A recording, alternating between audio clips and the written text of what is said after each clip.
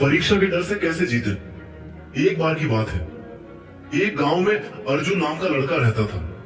वह पढ़ाई में बहुत अच्छा था, लेकिन जैसे ही परीक्षा पास आती वह डर से कांपने लगता। उसके हाथ पांव ठंडे हो जाते, भूख मर जाती और रातों की नींद उड़ जाती। उसके माता पिता और शिक्षक सब कहते, अर्जुन तुम तो होशियार हो, तुम क्यों डरते हो। लेकिन अर्जुन के भीतर एक डर बैठा हुआ था। अगर मैं फेल हो गया तो, अगर मैं सवाल नहीं समझ पाया तो। एक दिन गांव में एक बुजुर्ग साधु आए।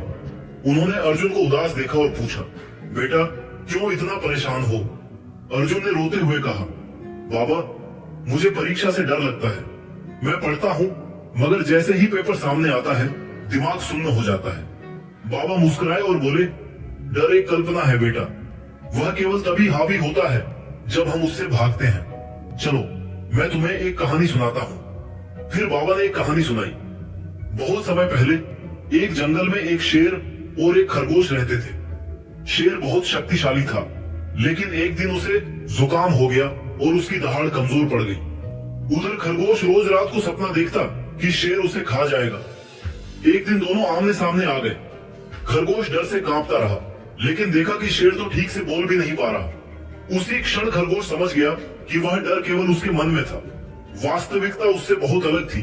बाबा ने कहा, डर तब तक बड़ा लगता है जब तक तुम उसका सामना नहीं करते।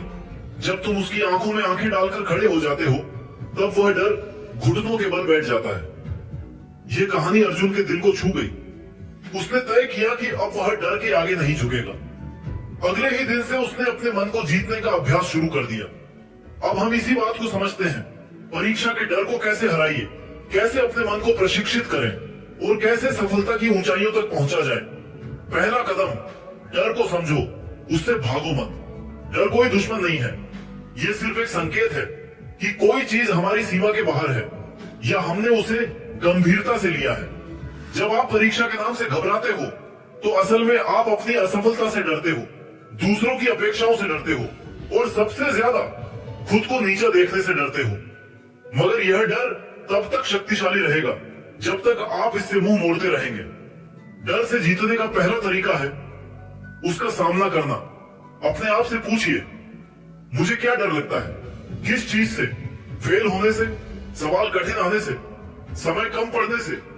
जब आप इस डर को कागज पर लिखते हो तो वह स्पष्ट होता है, सीमित होता है और उस पर काम किया जा सकता है। हर डर का हल होता है, लेकिन पहले उसे स्वीकार करना जरूरी है। दूसरा कदम, मन को तैयार करो। अभ्यास से मन को प्रशिक्षित करना सबसे जरूरी चीज है। परीक्षा की तैयारी केवल किताबों से नहीं होती, वह मन की स्थिति से होती है। अगर आपका मन डर से भरा है तो आप कितनी भी पढ़ाई कर लो, उसका लाभ पूरा नहीं मिलेगा। इसीलिए मन को शांत करना, केंद्रित करना और प्रेरित करना जरूरी है। इसके लिए कुछ साधारण मगर शक्तिशाली अभ्यास है। एक, गहरी सांसें लेना। रोज सुबह उठते ही और पढ़ाई शुरू करने से पहले गहरी सांसें ले। यह आपके मस्तिष्क में ऑक्सीजन पहुंचाता है और चिंता को कम करता है। 2, विजुअलाइजेशन, कल्पना करना। हर दिन 5 मिनट आंख बंद करके कल्पना करें कि आप परीक्षा में बैठे हैं, आत्मविश्वास से पेपर हल कर रहे हैं और जब परिणाम आता है तो आप मुस्कुरा रहे हैं। यह कल्पना आपके दिमाग को सकारात्मक निर्देश देती है। 3, आत्मसंवाद। अपने आप से प्रेरणादायक बातें बोलिए, जैसे मैं तैयार हूं, मैं शांत और केंद्रित हूं, मैं अपना सर्वोत्तम दूंगा। तीसरा कदम, सही दिनचर्या और अध्ययन योजना बनाओ। किसी भी युद्ध में जीतने के लिए रणनीति चाहिए। परीक्षा भी एक युद्ध है जिसमें आपके शस्त्र हैं, आपकी दिनचर्या, पढ़ाई की योजना और विश्राम। आइए इसे समझते हैं। सुबह उठने का समय तय कीजिए, जैसे 5 या 6 बजे।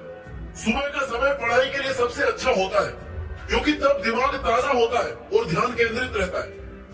दिन भर का समय बांटिए, जैसे सुबह 1 या 2 कठिन विषय दोपहर, हल्के विषय या रिवीजन शाम, लिखित अभ्यास या पुराने प्रश्न पत्र रात, दोहराव और योजना।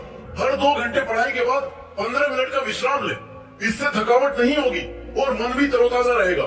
खाने पीने का ध्यान रखिए, दिमाग को ऊर्जा चाहिए होती है, इसलिए संतुलित आहार जरूरी है।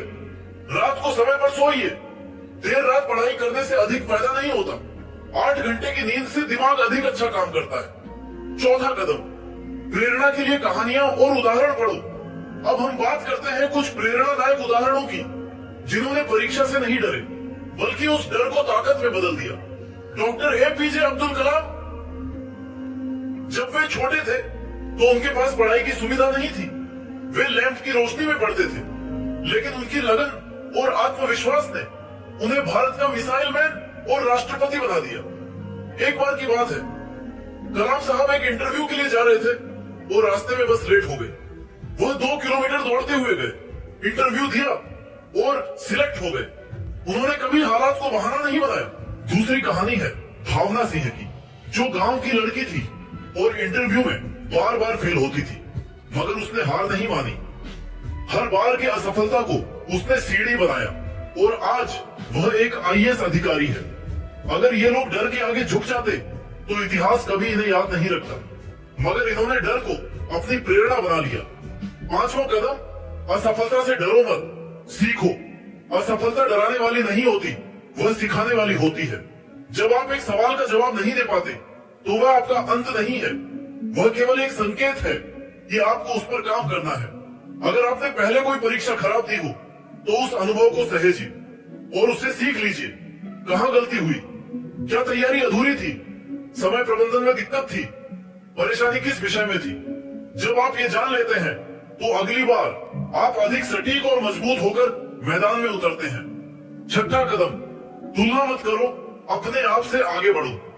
बहुत सारे छात्र परीक्षा से इसलिए डरते हैं क्योंकि वे दूसरों से तुलना करते हैं। वह तो इतना पढ़ लेता है, मैं पीछे हूँ, उसके नंबर ज्यादा आते हैं।